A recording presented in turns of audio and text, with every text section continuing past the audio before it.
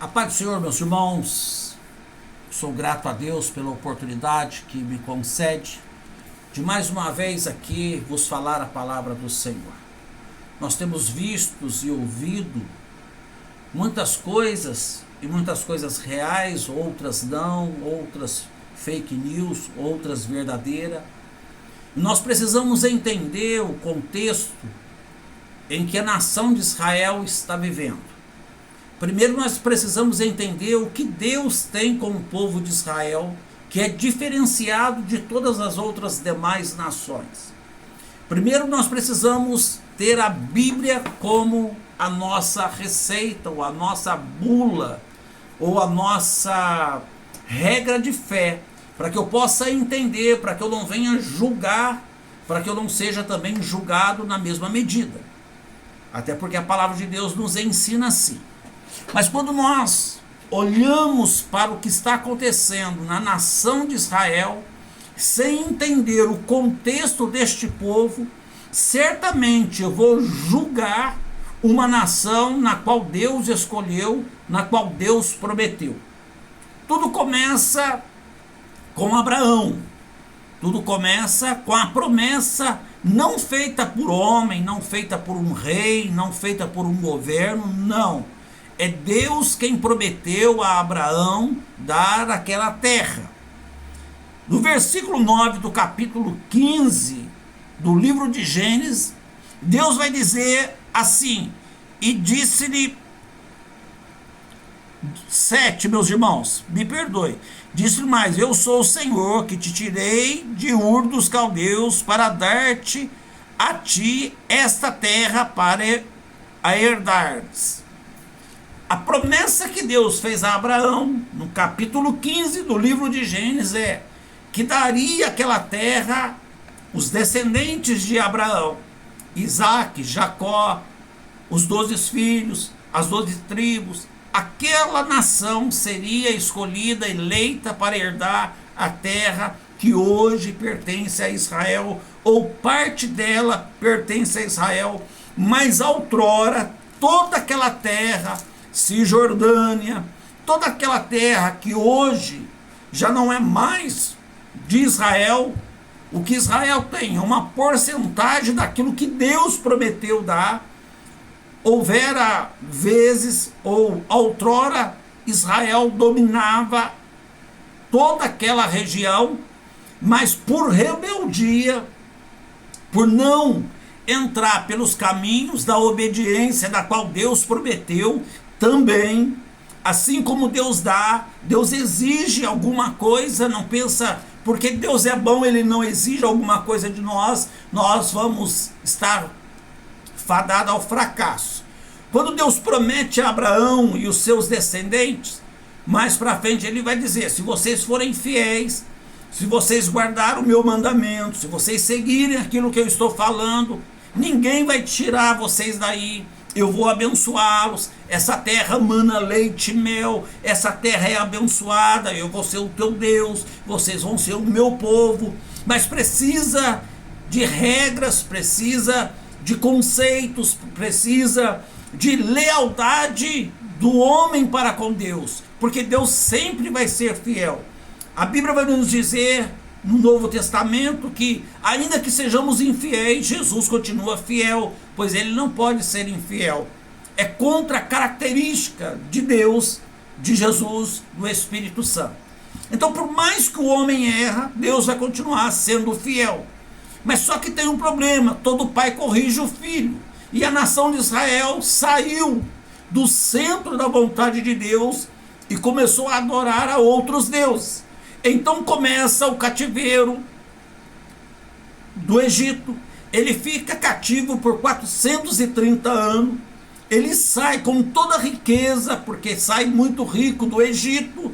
E não é por acaso, porque 430 anos trabalhando sem ganhar um real, sem ganhar um nada, é lógico que Deus não deixaria o seu povo nessa situação. Deus amolece, Deus faz um coração do egípcio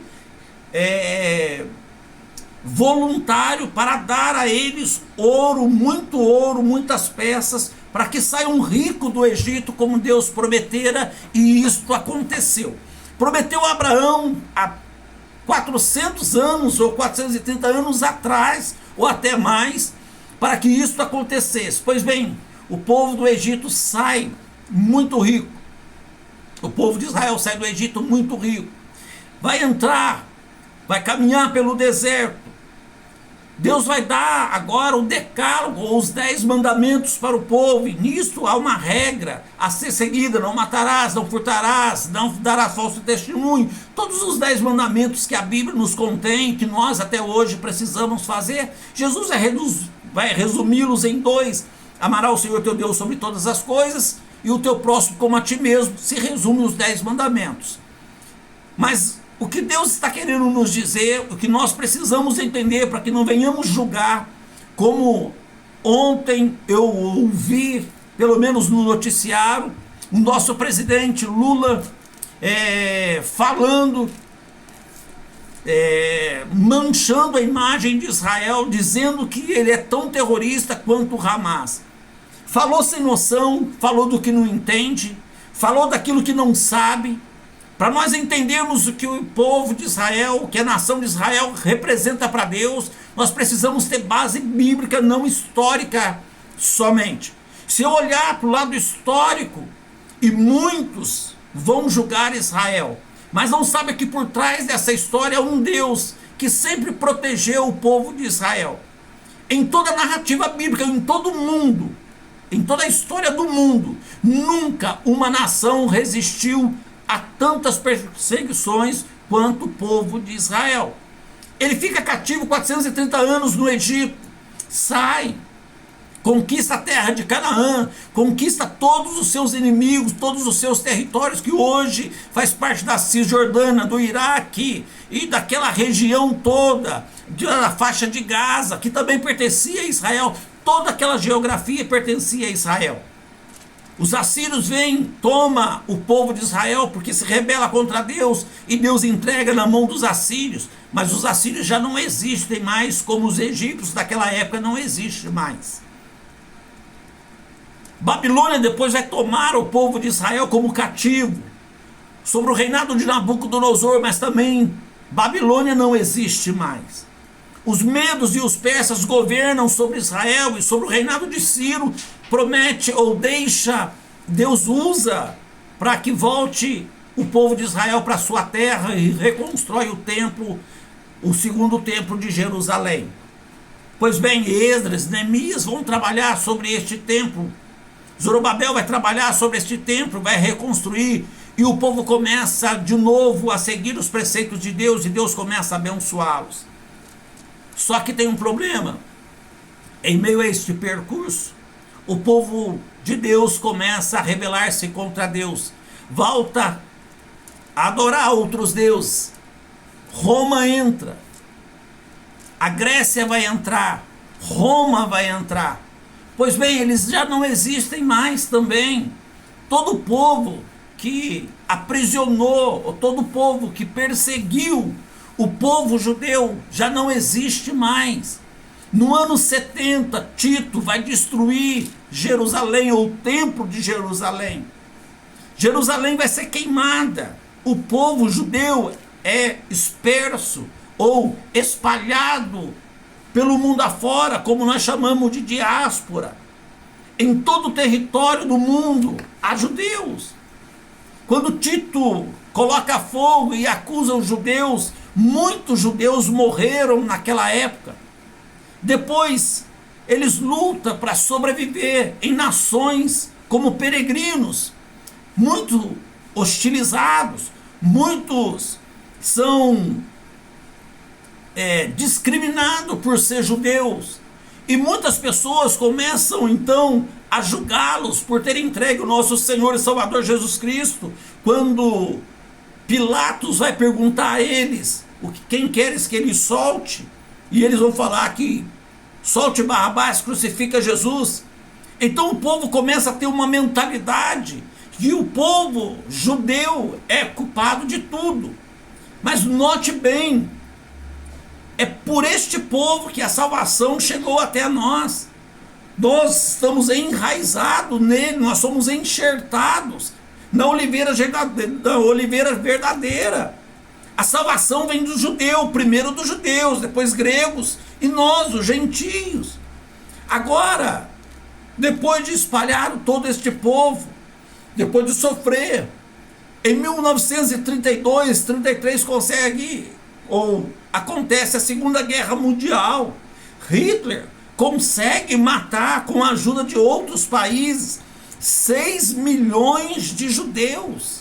6 milhões de judeus vão para câmaras de gás, vão ser metralhados, vão cavar suas próprias covas e ser metralhados, amontoados como cadáveres, como um animal, como um lixo que nós os amontoamos em algum lugar, soterrados.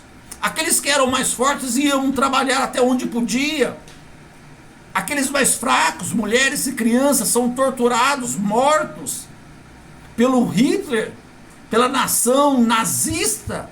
E hoje nós falamos da suástica nazista sem saber o que ele provocou no povo judeu, o sofrimento. Vocês não sabem o que é tirar uma criança de uma mulher grávida, rasgando a barriga dela para matar tanto a criança quanto a mulher.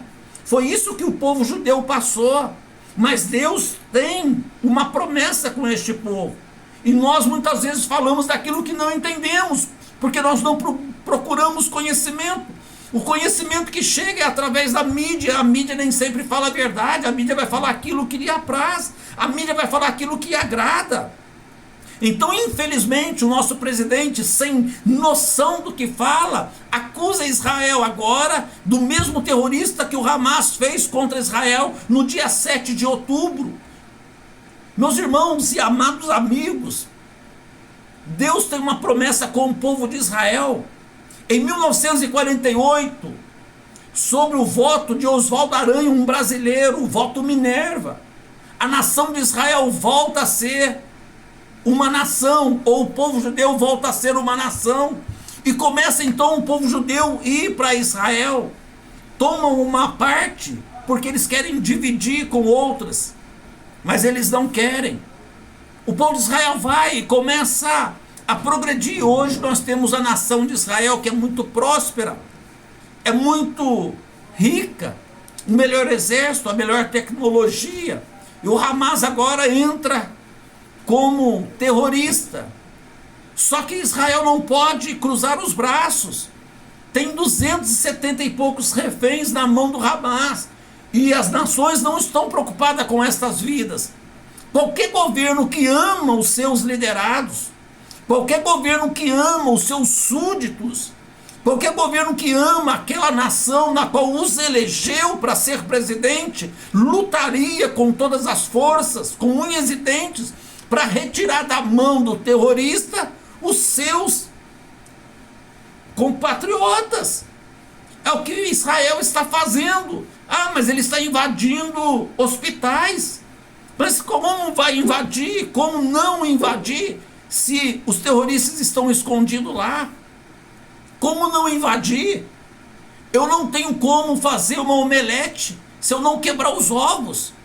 Então, meus irmãos, se Israel retrair, se Israel voltar, os reféns que estão na mão do Hamas vão ser mortos. E não é o teu filho, não é a tua mãe, não é o teu irmão, não é o teu pai, não é a tua neta, não é o teu neto que está na mão de um terrorista. São pessoas de todas as classes, ou são pessoas de outras nações, não são só o povo judeu. Israel está lutando por uma causa justa. A nação é dele, foi Deus quem prometeu a nação de Israel para eles. Não é o homem, não é o governo, não é a ONU, não é a OLP. Não é estes governos que hoje nós temos, que sequer olham para o povo, sequer estão preocupados com a nação. Quando a Rússia foi invadir a Ucrânia, ninguém deu bola, ninguém ligou. Ninguém está se importando. Agora com Israel é diferente. Por quê? Porque os olhos de Deus estão voltados sobre o povo de Israel. E o povo judeu, querendo ou não, provoca algum sentimento contrário nas pessoas. Por quê? porque tem a presença de Deus, tem um mistério através do povo de Israel. A promessa de Deus é a nação de Israel. Os cumprimentos da palavra de Deus vai se dar na nação de Israel. Queira o homem ou não, nação ou não, governo ou não aceitar, Israel vai sair vencedor desta guerra, vai retirar os reféns que estão na mão do Hamas, vai destruir o Hamas. Infelizmente, eu não preciso odiar o palestino, mas eu preciso orar pela paz de Israel, também pela paz dos palestinos, porque tem muitos inocentes lá. Mas infelizmente, há um efeito colateral em uma guerra. Não morre só os ruins, não morre só os maus. Quem provoca a guerra não é sempre os que vão morrer, inocentes vão morrer. Isso é em toda a história da humanidade. A Ucrânia, quem viveu, quem é de lá, morreu muitos inocentes, mas quem provocou a guerra? Da Rússia também, quando atacou a Ucrânia, morreu muitas pessoas da Rússia, mas quem provocou a guerra? Foram os inocentes? Foram os civis? Não, mas morreram. Então, meus irmãos, é inevitável. O que não pode é julgar Israel sem saber a causa e o motivo. Vocês não conhecem o povo de Israel, vocês não sabem a promessa que Deus tem sobre Israel, e vocês estão julgando Israel. E olha, eu vou falar para vocês dentro da palavra de Deus: ai daqueles que falam contra o povo de Israel. Se você não quer aceitar o povo de Israel, é um direito seu, mas não fale contra a menina dos olhos de Deus. Não fala contra este povo que você não conhece a história. Você não sabe quem é o povo judeu. A promessa que Deus prometeu a Abraão há 3.000 anos atrás, ou 4, 5.000 anos atrás, ainda ecoa em nossos dias, porque Deus, o que Deus prometeu, Ele não volta atrás. Deus não é como o homem, que promete e não cumpre. Deus não é como os nossos governos mentirosos, sem vergonha, que não tem vergonha, como muitos políticos, ou a maioria dos políticos prometem e não cumpre aquilo que fazem. Deus não, o que Deus prometeu, Deus vai cumprir na minha vida, na sua nação, não importa qual seja. Eu acabei de fazer uma live dizendo que quando o justo governa, o povo se alegra, mas quando o governo é corrupto, é injusto, o povo todo paga o preço, a maioria sofre, e é isso que está acontecendo. Então, queira você entender mais, leia sobre a história do povo judeu, para que você não erre, você não peque, para que você não caia em contradição sobre a palavra do Senhor. Que Deus possa vos abençoar em nome de Jesus. Amém?